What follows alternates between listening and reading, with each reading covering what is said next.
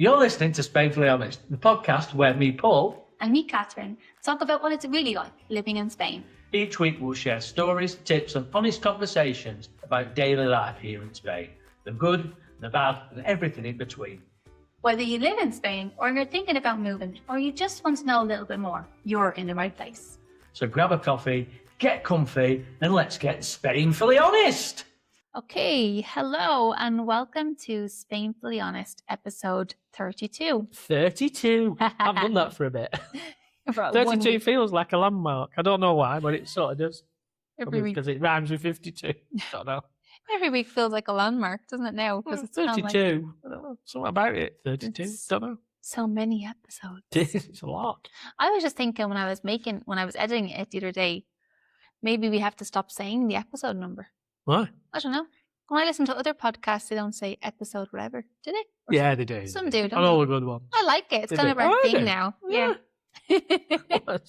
Anyway, this Might be when you get to 5,763. You might be a bit nuts. yeah. Be like, welcome to episode number. Oh, God, you might have. Bad enough now. So this episode is our third episode in Let's Get Organized for the new year, and it's going to be all about digital certificates and digital signatures. Yeah. Am I reading off the full title? You can do. If you want. So Paul called it Digital Certificates and Signatures. What the Yeah, I didn't swear. No. No. Anyway, tell us what you did this week, Catherine. This is exciting. Yes. So I had a very exciting week. We found out about it a while ago, but we didn't want to talk about it until I'd actually done it, just in case. Yeah, just in case it didn't happen. Anything happened or whatever. But I was recording with an RT TV show. RT is the main television station over in Ireland, and there's a TV show on there called Cheap European Homes. I kept saying cheap European properties, but I think it's cheap European homes. I think properties is better, actually. You should tell them to change it. And it was great crack. So they asked me to go on there and talk because they were looking at houses in this kind of region, so Murcia kind of region. I don't actually know where they were looking at the houses, to be honest. But anyway, I think they wanted to keep that a secret anyway. Oh, yeah. But they wanted to speak to someone who'd made the move over to Murcia and who's been living here a long time. So I was recording with them just on Friday up in Murcia City. It was so funny. But I just realized how much I just speak. Like, the podcast is good for this because I just say the first thing that pops into my mind. Okay. I really shouldn't. Was there a lot of editing then? They will have a lot of editing. Well, I hope they have a lot of editing. Otherwise, I'm going to look like some kind of an idiot. But I started off was so funny because it started off, there should have been a different comedian. And I'm terrible for recognizing famous people. Like, sometimes I'm kind of like, I can't remember anyone's names. Like, sometimes I'll be like, your man, he's really famous, him with the blonde hair. And so they're like, who? And I'm like, oh, I can't think of his name. Brad Pitt. Like, it could be that famous. Like, I don't really know people. Right, okay. And so I just don't really know the names of people or I'm just not good into the whole celebrity world and stuff, right? So there was supposed to be like a presenter who was there and I was told who he was. I looked up who he was and everything. So I would recognize him when I saw him. And so I'm there and I'm talking to this lovely guy who was there. I was introduced to him and everything. And and then I was like, when is the comedian coming? When is the funny man coming? When's the bloke coming with a sense of humour? The one who's doing the presenting. And he was like, oh, did no one tell you it's me? I was like, oh, I'm so sorry. Not that you're not funny. I was like, oh, you're really funny too. He might be totally edited out. There might just be his voice in the background. Oh, this was before we got started. All right, okay. Yeah, like the Lord. But it wasn't a good start, was it? Not I was really, like, no. oh, who are you? Am I supposed to know? But actually, after a while, I thought, oh my God, I do recognize him. And I was thinking Irish people, of course, would be like, oh, it's James Cabinet. No. He was so lovely, though. Very, very nice guy. And he has his own podcast as well. Yeah. It's called...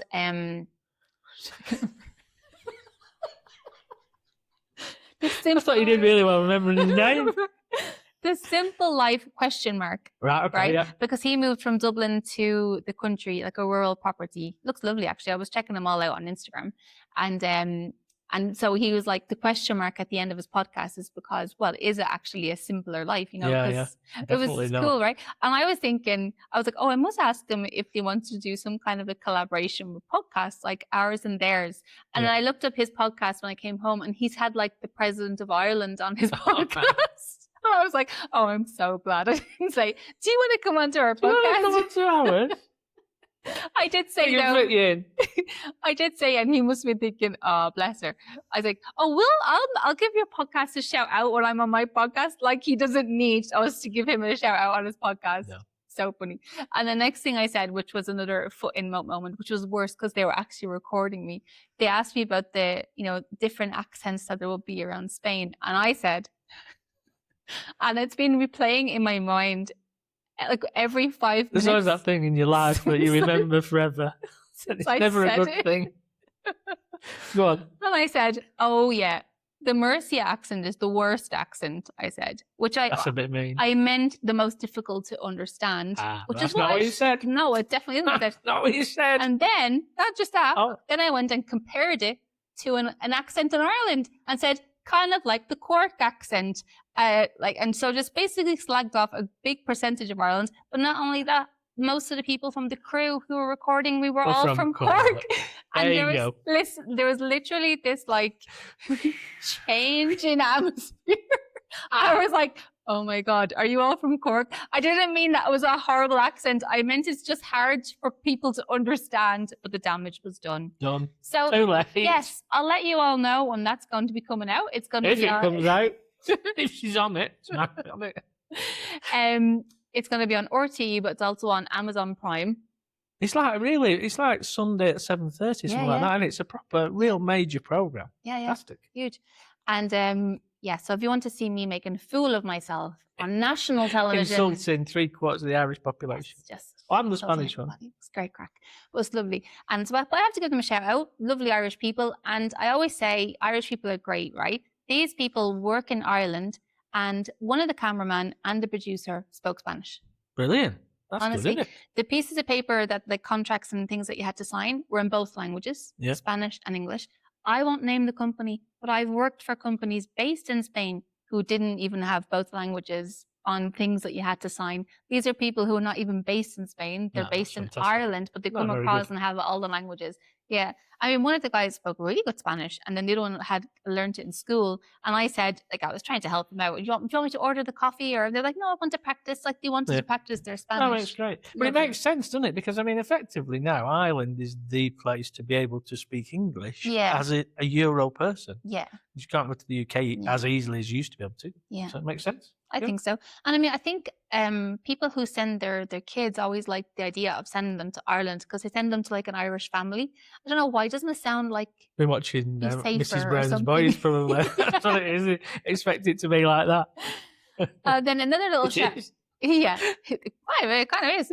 That's why he made the show, because that's what Irish mammies are like. Like, you know, he's hilarious. I remember. Because another part of the show was recording with the Federation of Bolos Huertanos. So this is a specific type of bowling that they do in Murcia.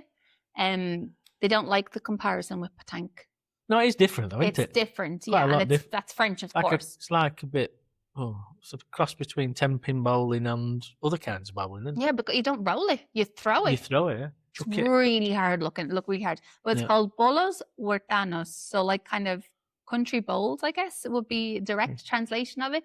And that federation, so they were in the show because, well, I won't say why, but there was a reason why we were filming with them. And they were only delighted to have them there. Right. And they were so lovely. I can't tell you how nice they were. And they had because we went to their kind of bowling club area, but then also the president of the club has like a bowling carril, what would you call it? Like lane. Yeah. It's like an outdoor thing though, and in his property. And so they went there to film as well. And they had all this food ready. And they were like, I think it's fairly major. I mean, it's a bit like the BBC coming over, you know. I mean, it's a major thing. So, but they were delighted, and they were so friendly and so welcoming. Like the Irish crew couldn't get over how welcome they were. They were like, it's not like this when we go other places to film, you know. That's brilliant. So yeah, and I put a thing on Facebook saying not at all surprised because the people from Mercia are totally like some of the nicest people you'll meet, aren't they? They're really family oriented here and very nice. So yeah, so that was me last week. Great crack altogether. Brilliant. No, I won't be watching it, so you can tell me. Why won't we watching it? Of course you will. You have to record it for posterity. No. So now, from now on, going forward, we're going to be Spainfully Honest, as featured on Cheap European Homes on RTE. Yeah. RTE, there we go. Keep your eye out. They say when roughly it'll be on? They said around April time. Well, okay. But I'll let you know. I imagine they'll tell me. Yeah, we'll let you know. Don't worry. We'll have T-shirts on them and hats. Oh, my God. It was so embarrassing. I keep remembering all the things I said. Well, it was good. It was a great day. It was fun. Jolly good. Yeah. Well, mine's been a bit boring, my Yours is week. boring? Well, got over the man flu. Recovered. Ah. That was good. Diet's not going well, though. They were not mentioning the diet. I can't do salads in winter. No. It's too cold. It's been too cold. It's been cold. It's been properly cold. It's not today. It's nice and sunny, but it's been cold. Okay. What else has happened? I made the smash burger. Well impressed. Alex showed me how to do it. Alex is a chef. He explained how to do it, and I did it, and it worked really well. So now I've bought a smasher. You got the smasher, Yeah, did you? I didn't have one. I was doing it with a spoon, and it kept bending it, so now I've got Ah. a smasher ready. Oh, they're really good. They're cool, aren't they? Yeah, great. Really Smashes. tasty. That Yeah. was good. And also, I think they've lost us a bit of sponsorship here because I found out that Heineken. I was wondering why Mercadona don't sell Heineken 0.0 when they sell Heineken normal. Yeah. And it turns out that they have it made by Heineken, and the brand is the Falke brand, Falke. So Falke in light blue 0.0 is actually Heineken, and when you try it, it's exactly the same. Oh, there you go. And That's half good to the know. price. So, Half the price. so there you go. Get the Falke 0.0 because I like the Heineken one. I like it as a drink. Yeah. And that one's half the price and from Mercadona. There was you it. go. So That's that was good to my know. week. Oh, and I had a menu del dia while I was in Mercia on Friday. And that was €14. And that was fantastic. Have a look on Facebook. I put some pictures on because it was Oh, really I good. saw that. I was well impressed. That's nice. that. So good. €14. Unbelievable. It was cheaper than the McDonald's. Yeah. So brilliant. That was me. That was your week? Yeah. Cool. So Right then. Shall we cracking crack on with this then? Okay. So, as I said before, this is the third episode about our getting organized in 2026. And this one's probably the most confusing, is it? I think it is. I think Yeah, so. yeah. I think it's confusing because they're similar. They do different things and they do the same thing, and you can use them together or you can use them independently, just to make it really complicated. And I guess they're newer as well. So, like, we're not as Yeah. familiar with them yet. But the one thing about them is they're not going away. Yeah. And they're going to get used more and more and Yeah. more because they're trying to make everything as much as possible digital, and so you can do it remotely, aren't they? Yeah. So they are confusing, I must admit. I think it's better calling them digital authorizations because Yeah. it sort of says what they're for. Then you've got like a digital certificate that's sort of a high-powered, all singing, all dancing one, and then you've got the digital signature, which is a little bit more less powerful, but you'd use it more often. Yeah. Yeah, a bit like your banking. So you you have to put your PIN code in for stuff. That's a little bit what the digital Yeah. signature. So the digital certificate is the more powerful one, Yeah. and then the digital signature, which is like the clave. yeah, Is it's a it? clever. And whenever you're putting it in, I have tried to do it. It's CL and then it's the @ sign At VE. yeah. But I've been trying to get a lot of examples for this podcast. So if you do type CLAVE, it just It comes up. Yeah. But it's the @ sign. It's the @ sign. Yeah. Yeah. And clave means like key Key, or yeah. something like that. Yeah. So what I was trying to do while I was doing it, I was trying to think of an example how you can describe the difference. The only Yeah. one I could sort of think of was if you were to doing things medically and you wanted to make an appointment, you might need to sign to make an appointment, but it doesn't really matter. Nobody's giving any information out. Yeah. So if you didn't turn up, it wouldn't matter. So that's probably what you use your digital signature for as an example. But say you needed a copy of your medical records, well, that's really private and nobody else should see that. Then you'd have to use the certificate for that. Yeah. But you might still have to use the signature as well at the end to say that, to finalise the request. but you definitely use the certificate. Yeah. So it's just trying to make it, one and not the other. Yeah. So that was. But that's what like, we were doing. you don't need it to go to the doctor. No. Oh, it's just like, No, a for comparison. for an online, yeah, I it was see, just yeah. like Yeah. it's not as it's important and it proves who you are, but it's not really used. This is the clave. It's not really used when you need confidential information. Yeah. It's more to just sort of prove who you are when you're asking for it. Not that you get it because of that. You're asking for it, so you're authorized to ask for it. So I'd sort of describe it. So will I give like the little formal explanation that we've written down here? Okay. Yeah. So the technical differences between we've the digital certificate and digital signature. So the technical differences between the FNMT. So again, keep your eye on the subtitles in case you don't understand me. The FNMT digital certificate and the clave system signature are the digital certificate is a more powerful file-based identification method offering full access to all government services and legal signing capabilities, while the clave, the signature, is easier to use.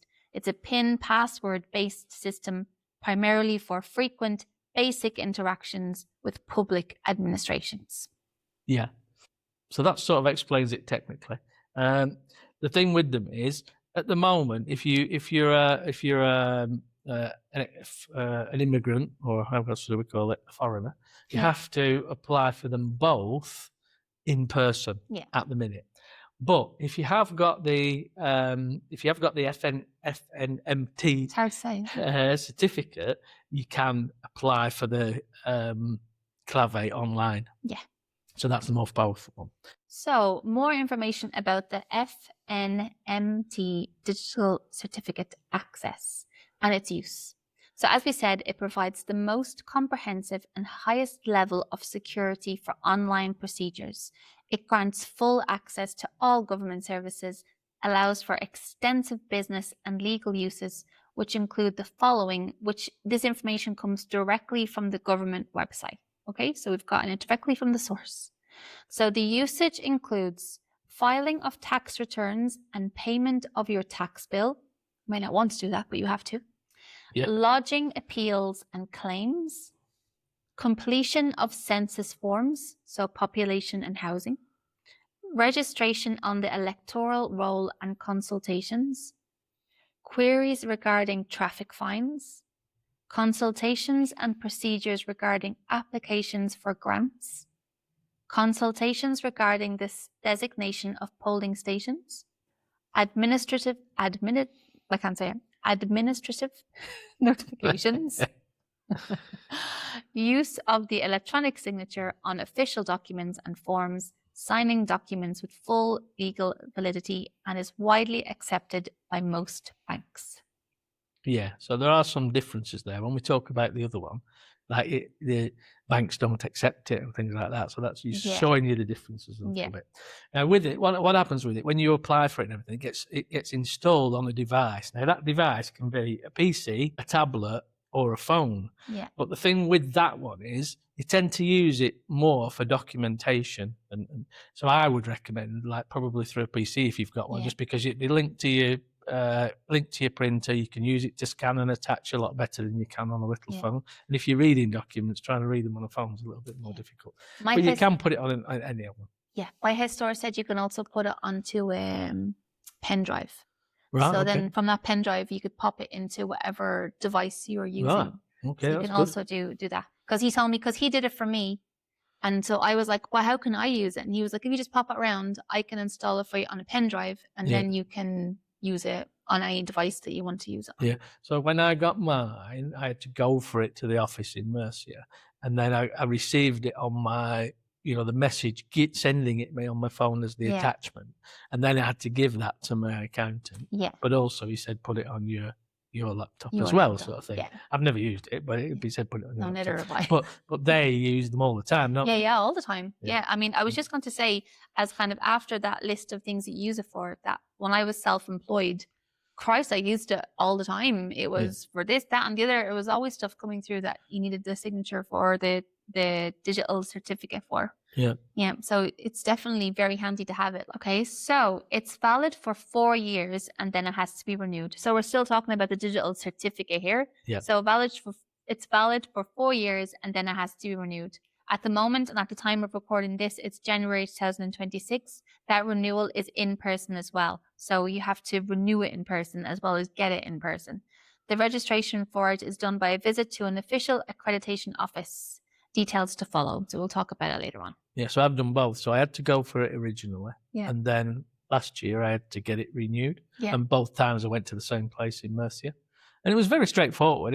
It's more sort of showing your identification and showing that you are the person next to the identification, which is so easy to fiddle nowadays online. You can pretend you are. Yeah. I mean, that's where they're going, though. They're going with both of them. They're going so that you can do that bit online eventually, but they'll have to just make sure that's secure, won't they? But both times, it's literally just been show your identification and stand next to it. It's really quick. Yeah. So that was it. Perfect. Yeah, so that was the FNMT digital certificate. I know we're repeating it all the time, trying to get in your head. Well, the next one is the clave, so the digital signature. And its aim is to unify and simplify access to most public services using a single username and temporary PIN. It's suitable for basic tasks and is not generally accepted in banks. No. Okay. So, I've seen it used, like, for example, when you want to sign on the Dole, for example, you can use the clave to do that, to do it online. You can do it other ways, but that's one of the ways that you can log in to that system and do that. So it comes up quite a lot, doesn't it? And, it tends to be, if you'll see a document or you'll have a correspondence from somewhere, and it'll just be the symbol, won't it, that you can do it. Like the padron is one that going forward, once you've got the clave, you can use it for the padron and things like that. We talked about that before. Yeah. So it's sort of, so it's good for that. Yeah. It's good, and like we said, at the beginning, it's becoming more and more popular. Yeah. So it's not something to avoid because it's it's easy to use. I don't think it's a problem. Yeah. Unless you're Irish. Okay, unless you're Irish. Because of our stupid little green card. Because anyway, the green card. So I'll say it after I explain this bit, next bit. Let me say it again. So you can use a readily available app to set it up on multiple devices. So you can have it on your phone, tablet, and PC, so to use it when you need it. The app sends a code to your phone that you type in to sign the document. Yeah. And a little asterisk here, Irish people cannot do it online. You need to go somewhere and do it in person. Because the code... No, that's to get it. To get it, yeah. Because the codes, I said it last week as well, but I'll just repeat it. It bears repeating, that the codes that you need to put in to get it, we don't have, because it's like the code that's on the TIE card and it's a code that's on a DNI card. Right. The code that we need number. Is not on. It's not on the green card that Irish people have. So you will need to, because we say at the end, there are telephone numbers you can call, there's offices that you can go in, but you have to do it that way. You can't do it online. To get it. I've tried multiple times, trust me. But that's to get it, though, isn't it? To get it, yeah. Because once you're using it, it works with the same sort of principles. So like today, I ordered something from Leroy Merlin and they sent me a code on my telephone that I had to type into the order. And effectively, that's how this one works. So if you're needing to sign a document, they send you a code to prove it's you. You get it on your phone or your thing. You type that into the document, and that effectively signs the document. Yeah, when you're using it. When you're using it, not to get it. When you're using it. So that's like as well another example that when we used to do the Santander Finance. So they would do a similar thing, send a code to your phone, you use that code then to sign the document. I think most people are used to using that now. Google do it loads, don't they, as well? Yeah. Google do it for things. When you sign it in a new location and stuff, they send you a code. It's effectively like that. Similar once you've got it. Yeah. So the last couple of years that's popped up. Like when it first started to happen, people were like, "Oh, what's going on?" But it's pretty common now, isn't it? What there are versions of this one of the clave is there is a more automatic one, so that you can effectively make it so that it knows that machine, and if you're on that machine, it is automatic, and that's designed for like accountants and things that are effectively using it every 10 minutes, so they don't have to keep getting messages typing it in. Most people that wouldn't be necessary unless you're using it loads. But so what are the common uses then of that one? Oh, this is me. Yeah. So what are the most common uses? Well, effectively it's used, so this is the clave still, just as a reminder to what we're on. So the most common uses, it's effectively used to electronically sign official documents and submit forms to public administrations without needing a physical digital certificate installed on a computer. It acts as a cloud certificate, allowing users to sign PDFs or applications securely via mobile device. Yeah. So some examples would be submitting your tax return, filling in the income tax and renter, or other tax forms with the what do you call that? Agency tributaria. What's that? Agencia tributaria.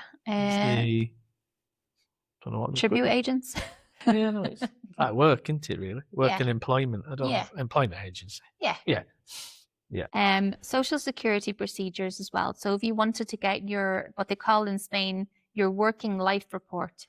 In Spanish, it's the Informe de Vida Laboral. You'll see that quite a lot, actually. You will be asked for that regularly-ish. Not super, but a bit. Yeah, if you start a new job, you get it, don't you? Or if you're going for employment and things, you get it. If you're going into a bank and you're like looking for a mortgage or a loan, they'd ask you for that, wouldn't they? Yeah. So basically, it just shows you your history of working in Spain. So you would need the clave to get that. To register as self-employed, known as autónomo in Spain, or to manage your benefits. That'd be like what your social security benefits, I imagine.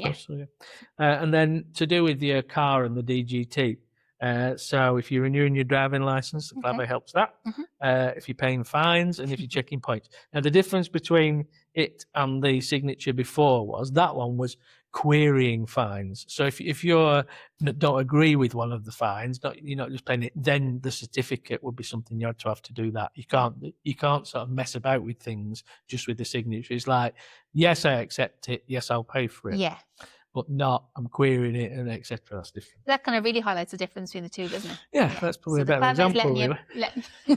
The clave just agree and sign your life away. Yeah. The certificate, I don't agree with that. Yeah. Okay. Okay, what else? So used to sign applications to request official or permanent digital certificates.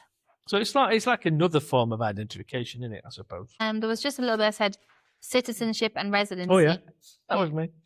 Yeah, citizenship and residency. So managing procedures relating to your NIE, your residency or appointments. So it's like we said before, you can sort of book the appointment using that because if you don't turn up, what matters? But if then there's information that needs to go with it, that's your income, your health, etc., you're likely to need a digital certificate to be able to do that online. Yeah.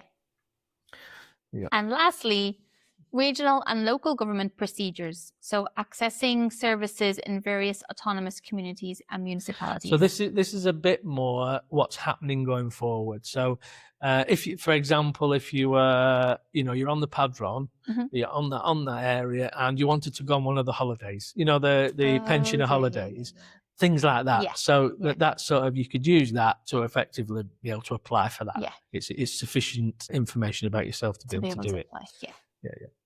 Okay, so that's what the two are for. There's a bit of an overlap. There are, you could well have to use, you go for one meeting or talking about one thing, and you could have to use both. Because some are just to say, yes, I agree and sign it, and others are, I need this information, or, that sort of thing. So they are different. Yeah.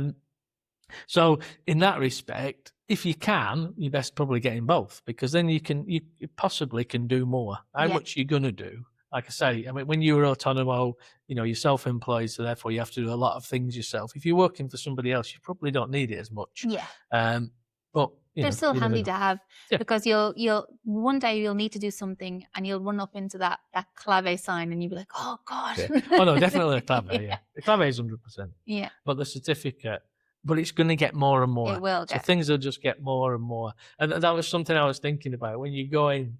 It's a bit like the Padron in the fact that the government want you to have it. Yeah. So I'm sure they'll try and make it easy to do. The only thing I did think was, if you do go to your local town hall, is the person that you're getting it from one of the people that's not going to be working once everybody's got them. Yeah. So they might not be as helpful as they could be. Can't Depends who you get. So How do we get them then? How do we get each one? So what we've done, we've broken them down separately. Again, they are similar in what you have to do. We were talking about this just before we come on, and we'll repeat it in a minute. Because effectively we're foreigners, we have to do them in person. Yeah. Yeah. Okay, so we'll explain the basic procedure. Again, Paul has created digital certificate and signature help sheets, which he will send you, or we will send you, for free if you mail us. Send us an email at hello@spainfullyhonest.com. So just email us and say, can you send me that help sheet that created, and we will send it to you. Absolutely no problem. Yeah, because there's a lot of things, particularly in the next part, they're actually web addresses and things that we can read them, but you never write them down, or you might do it properly. So it's better to be on the sheet. Definitely. Okay. Right. Yeah. So here we go. The FNMT digital certificate, as in previous episodes about the TIE and the program, we recommend you use Google for the search. And the reason I always recommend this is because in Google, in the Google search bar, at the right-hand side, there's a translate button. And the majority of these forms and sheets and things, you can change them. You may have to fill them in the Spanish version and submit them in the Spanish version. But I mean, what I do is I print them off and have it sitting next to me. So then what does that mean? I can look at the translation, but it just makes it more straightforward. It's a good idea. So if you do the search in the Google search bar, it automatically gives you that translate option. So I would definitely suggest you do that. That's handy. Yeah. Okay, so as expats or immigrants, whatever you want to call yourself, we have to apply in person at the moment. So again, we're recording this January 2026. But before you go, you need to download the software on your PC or tablet and make an appointment. So I will put the link into the show notes as well. So I won't read out the link, but so you type in the address, which you can click on the link in the show notes, and this will take you to the application page. So basically, just so you know, you can recognize it, it's the SEDE website. So SEDE. We spoke about it last week as well. Yeah, and it has the FNMT bit on. So this is for the digital certificate. Yeah. Yeah. This is the digital certificate, right? Yeah. And so that will take you to the application page. When it opens, click the translate button on the right of your Google search bar and change to English or whatever language you want. Yeah. Then click on obtain in-person certificate, which will be in the center column in blue. Yeah. Once you've clicked that, it then takes you to the sort of next page. And what you need to do then is follow the instructions. You receive at the end of it all, typing in the basic instructions, you receive a request code. Now that's the really important thing, because that's what you need to take to your appointment. Okay. And effectively what that's doing is it's recording all the information that you've typed in. Yeah. So you need to take that with you. And then what you need to do, so you've got that code, you've written it down, you then need to effectively make an appointment to go in with the things that you need to take. So on the same page, there's an office locator button at the bottom. If you click on the office locator button, it then brings up all the offices that do various types of certificates. And what you need to do is click, it then asks you what certificate do you need. You then click on natural person. So it means that you are doing it for yourself. Natural Not person. an unnatural person, a natural person. Then fill in your postcode. And what it does then is it brings up like a map with loads of little coloured symbols on. And you need to pick on it's actually red and it's got an M in it. There's like a code bar at the side. Yeah. It means in-person appointment. So you're only picking the red ones with the M on for the location. What I would suggest you do when you put your postcode in is just expand the map a little bit, because these places are not in little villages and things. They're in towns or cities. Yeah. So like if you do live in a little village in the middle of nowhere, when the map first comes up, you won't see any. You'll need to sort of expand it to your main local town. Yeah. Probably where the ayuntamiento is, but that's what you Because if you looked quick, you might think, oh, there's nowhere to do it in my area. Yeah. Well, I did it for here because I went through this. I did it for here, and there was nothing locally because it was Murcia. So when I expanded it to Murcia, it came up. Good to know. And then what you can do then is with that, you click on it and then you can book an appointment online and it'll give you a time and a date. Okay. So it's quite straightforward. It's just, follow the sequence. So then you have your appointment. So you need to remember the date, etc. And then when you have to go, you need to take your TIE or your passport. and we just both decided that we think We just always bring say both. this. Take both. Yeah. Catherine's folder Oh, I full of never took stuff. my folder out. I was going to show you my folder. All right, next I time. will. I'll get it at the end. Yeah. Yeah. And of course, so that's take your TIE or your passport. We would take both. And your request code, the one that Paul just mentioned previously. Yeah, so you'll have an big appointment when act. you get there, and then they'll ask you for the code. And that what happened to me. So I got there, I went to reception, said that I've come for the thing, and she asked me, "Have we got the code yet?" And then I said to wait, and then the number came up like in the doctor's where it tells you you go and see somebody. Yeah. Why have I no recollection of mine at all? Trying to Really? think when I did Well, mine, I perhaps can't perhaps remember you it at loaded all. it. I think you have to do it personally. don't Sure you do. I can't remember. Anyway. As we said above, as time goes on, as things develop, as immigrants, we're possibly going to be able to do it online, so they can do online verification that it's you. With citizens, is that right? Citizens or nationals, DNI people, Yeah. they can do the appointment for verifying your identity. They can do that online, Okay. so they don't have to go in person. When you've had the appointment, you've seen the person, you've verified your identification. In about an hour, you get a message to your phone or your laptop, depending on which one you've used to create the code in the first place, telling you, effectively sending you the link to the certificate. The important thing with it is you must make sure you receive it on the same one that you created it. So if you are going to create it on a laptop, in the hour you would get it on the laptop, not on your phone. You have to open it in the same way that you asked for it. Does that make sense? Yeah, I get it. And then with that code that comes through, you can then save it to wherever you want to save it, or give it to your accountant or whatever. Yeah. Yeah. That's it. So it's important to add that both Paul and I have got a digital certificate, but neither have used it ourselves because we have a gestor or accountants or tax experts who do all of that. Is that for true, us. though, for you? Yeah, 100% Right. true. Okay. I can't It even definitely is remember for me. doing mine. Never mind using it.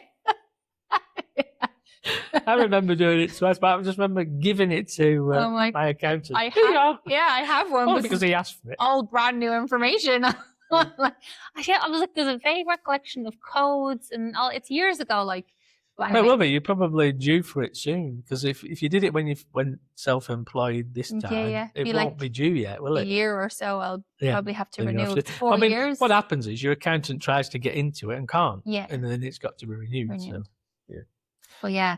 So it's important to note that yes, we are. We've got them, but I've never personally used them. Yeah. I mean, my I think- accountant has. I know he has, because Yeah. he's asked for it Oh, before, yeah. when he's doing the submission of the paperwork and things. He asked for it. Yeah. So Yeah, my gestor uses it all the time. Yeah. So yeah.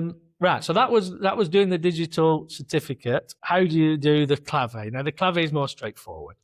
Yeah. If you're not Irish. There's two there's two ways. If you already have the FNMT certificate, you can do it all online by downloading the clave app from your app store and following the instructions. They're linked, so they know about each other. Yeah. So you're not duplicating stuff, really. I would download the app on your phone anyway. Then you've got it ready for when it is activated, even if you can't do it online. So the other day, I actually went through the process and renewed mine online because I already had it. Yeah. And it was very easy. That's very wasn't it? easy, yeah. So if you don't have the FNMT certificate, you'll need to go in person to an office with your TIE card or your passport. Again, we suggest both to get an activation code. Yeah. To get the appointment for this, type in Clave Registration Office into a Google search. Again, the reason because you can change it to English. When it opens, then click on the translation side if you're English or whatever language you want to translate it to, and then you get some options, and one of them is face-to-face in a registration office. So effectively, you click on that button. And then it's very similar then to the certificate. Effectively, it gives you some options of times and locations, and you follow it through. Now, there are a lot more locations with these. So there was one, I could go to San Pedro Ayuntamiento right. with this rather than That's Murcia, okay. so it was a lot more. That's good. I had a little bit of a problem with the app working, but I think it was their end on that day. So when I got to the office and clicked on the office, there were no appointments available. But I tried all different ones and it was the same. So I think there was a problem with the app. One thing with both of these is they're not solely to do with your location. So when I first did my first clave, I went to Torre de Horadada because the appointment date was quicker. Oh, okay. So you can look around on these. It's not tied. It's not like the Padron that's tied to your local area. Yeah, it's tied to your identification, isn't it? More than anything else. So you can go to different places. So when you get this map, if there's a place that you go quite often to go shopping or something, just check that one has not got an earlier appointment. Yeah. So it's worth doing. If that doesn't work, like me the other day, I didn't need to because I could do it on the app. I could renew it on the app. But there are 2 phone numbers which we'll put on the information sheet. We've got them written here, but we'll put them on the information sheet for you so that you can ring those to make an appointment verbally. You don't have to do it online. Yeah. But I mean, again, they're gradually going to get less and less people even answering that phone because they want everything to be done. Okay. So then when you booked your appointment, you attend with your documents, you'll receive a code to activate the app, and then you're ready to go. Yeah, and it is very straightforward. Once you get that code, type it into the app and it's just working. And it creates the logo on one of your app stores. And then when you then see a document with that same logo on, it'll say, do you want to do a clave signature? Click on the signature and it sends you the message with the code. So it's very, very good. Cool. Very good, and it helps you sign everything. Like we said before about the Padron, it is something that they want you to do. So I think in principle, they do try and help you with it. Yeah. But like we just said, if the person that you happen to go for the meeting is somebody that potentially might lose the job because it's all going automated, they might not be as helpful as perhaps they could be, but you don't know. Yeah, but these people have it's like job for life, isn't it? So they might just be moved to something else. Yeah. It's more likely. They're not just going to get rid of it. They'll just, I guess, in the future, there'll just be less positions available. Yeah. For new people coming through, I guess. Yeah. If there were, I remember going years ago when we were going for things like the Padron. It was the same person. I mean, every time, like over years and years. Yeah, same person. Yeah. Doing the job. It's nice though, isn't it? It's nice. Yeah, but it's a bit boring, isn't it? Boring, I guess. For them. Yeah. That's why, I don't like the whole stereotype thing, but anyway, it's like they turn up whatever time they turn up, and then an hour and a half later they go for coffee and they come back 2 hours later. Big queue, and they're all walking out for coffee at 11. You're not going to stop it halfway through. You're on the queue and you're like, where are they going? Why do they all go at the same time? I don't understand the system. Anyway, your gestor or your accountant, your lawyer, your abogado will use both of these all the time. So they'll be experts and will be able to help you. Yeah, so if you have got one of those two, if you're using a lawyer for buying your house, or if you're losing, you're getting your tax return done by an accountant or something, they'll know how to use these so quickly. They'll be able to help you. Yeah, so good I can't even remember getting mine. Yeah, that good. That's how easy it was. Catherine can't remember. And as Catherine said, all that, I know it's a little bit complicated and it's harder on a podcast, especially if you just listen. Well, not make a difference if you're listening or watching it, does it? But we've done a sheet. So if you just send us a message saying that you're interested in the certificate and the signature, we'll send it to you on hello@spainfullyhonest.com. Yeah. Well, it's good, isn't it, to even hear people talking about it. There's little things that we'll have said, whether it's something funny or whatever, that'll remind them of it as they're going through the process. So it's kind of like it won't feel as new when you're doing it the first time or renewing for the first time. So that's kind of why we decided to do it, Yeah. When I went to both when I was doing them both online, they are quite straightforward as long as you change it to English, unless you're fluent in Spanish. Yeah. But without the English, it was more difficult for things. But once I changed it to the English, it was straightforward. The things you have to put in. Yeah. So probably I'm obviously speak Spanish now, so I find it more difficult when I translate it. My brain recognizes the phrases now in Spanish, but it's gonna be, if you don't speak Spanish, definitely translate it into English. But so it is hard to explain these procedures in words, and they sound really complicated when you're just listening to them. But just remember that the Clave app only needs updating every 2 years and the certificate every 4 years. So it's not too bad. It's not something that you're doing all the time. No, I did my clave, and you know me better than anybody for being. I'm a technophobe. I don't know how to use a lot of things, and I find it quite straightforward. You're really odd though, because there's some things then that you really get and you're really good at. Yeah, them. but I have to do them a lot. If I do something a lot, Yeah. I can remember it, and then I'm all right. But if it was just a one-off and somebody was explaining it to me, and I only had to do it once, I think it's my memory thinking, you don't really need to know that. You don't really. Because you're like an Excel pro. Well, I love Excel. Yeah. Excel's my favorite. I turn everything to Excel. Yeah. Yeah.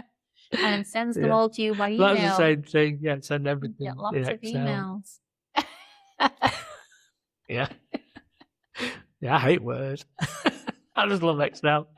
So I do all my documents in Excel. No, he's good. Like, so all the codes and stuff, like, ask Paul. He knows how to do everything on Excel. He's really good. Yeah. Don't start sending me messages about that. Yeah, can you imagine? So funny. Here we go. Another one for you, Paul. How to do it. But yeah, so that's more or less it about this. The cert and the clave, isn't it? Yeah. So that was sort of the end for a few weeks of the what we call the heavy. Was it? Oh yeah, sorry. Yeah. Go on then. Paul's reading my side of the page. Get carried away. It's because it's on Excel, you see. Oh, we're just going to say that's kind of the end of the heavy kind of stuff. I think. No, but we've still got another. We've got the driving license one. Oh, a break. But we're giving you a bit of a break. Yeah, Yeah, done a rest. 3 in a row, Yeah. and I think by the time this one comes out, we're into February, the beginning of February. Yeah. So the next one that we're going to do is going to be about finding love in Spain. Yeah. And the carnivals, same time, isn't it? And Same one. Carnaval, yeah. In the same one. Because they both happen. Not that finding love can only happen in February, but it might do because of Valentine's Day. Yeah. But Carnival is, and now I know why. That's the thing. I've been researching it. I didn't realise that it had a proper meaning. It's amazing. It does amaze me that in Spain, how many things are religious, but they make it so much fun. They do. Not like in Ireland where you have to starve yourself to be religious and everything, you know. Yeah. But we'll speak about next week. Yeah, We'll tell you about it in the next one. Yeah. So it's going to be because we're basically celebrating Valentine's coming up and also Carnaval coming up. So we're going to talk a little bit about finding love in Spain. We'll give you the personal stories as well. Well, I don't know if Paul's going to. I'll give my personal story of finding love in Spain. Right. I'll have to think of one.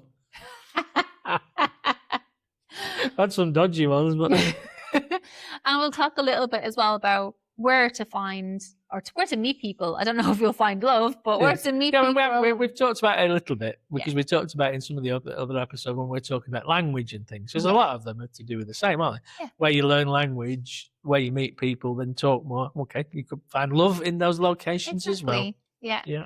So we're going to be talking all about that, and then also we'll talk a little bit about Carnaval because that's coming up. Yeah, in Spain. and it's good. It's a big thing. Carnaval's the great. thing with Carnival for me was it's not really a big thing in England. I don't know if it is now. I mean, 20 odd years ago, it wasn't a big thing. Was it? Was it in Ireland? No, not at all. No.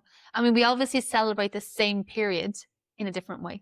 But Carnival, I never can't remember it being a thing at all. I said that about Halloween.